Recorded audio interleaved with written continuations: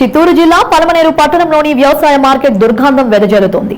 మార్కెట్లోకి గ్రామాల నుండి రైతులు ప్రతినిత్యం వివిధ రకాల కూరగాయలు తీసుకుని వస్తుంటారు. నేపథ్యంలో జరిగే దినసరి వేలంలో మార్కెట్ అధికారులకు టమాటో మండీల నుండి లక్షలాది రూపాయలు ఆదాయం వస్తుంది. అయితే మార్కెట్ ఆవరణలో చిన్న వర్షం పడితే చాలు అంతా బురదమయంగా మారుతుంది. మరోవైపు రైతులకు కనీస సౌకర్యాలు సైతం లేక రాకపోకలకు తీవ్రమైన ఇబ్బందులు పడుతున్నామని ఆవేదన వ్యక్తం చేస్తున్నారు. గతంలో కూడా పలుమార్లు మార్కెట్ దుస్థితిపై మీడియాలో కథనాలు వచ్చినా వాటిపై అధికారులు స్పందించడం లేదు. మండీ యజమానుల నుంచి వచ్చే కమిషన్లను తీసుకోవడంలో ఉన్న మోజు పారిశుద్ధ్యంపై ఎందుకు లేదని రైతులు బహిరంగంగానే ప్రశ్నిస్తున్నప్పటికీ మార్కెట్ నిర్వహణపై అధికారులు మాత్రం శ్రద్ధ చూపడం లేదు. ఇప్పటికైనా అధికారులు చొరవ తీసుకోవాలని, లేని పక్షంలో జిల్లా అధికారులు ఇక్కడ వ్యవసాయ మార్కెట్ అధికారులపైన చట్టపరమైన చర్యలు తీసుకోవాల్సిన అవసరం ఎంతైనా ఉందని రైతులు డిమాండ్ చేస్తున్నారు.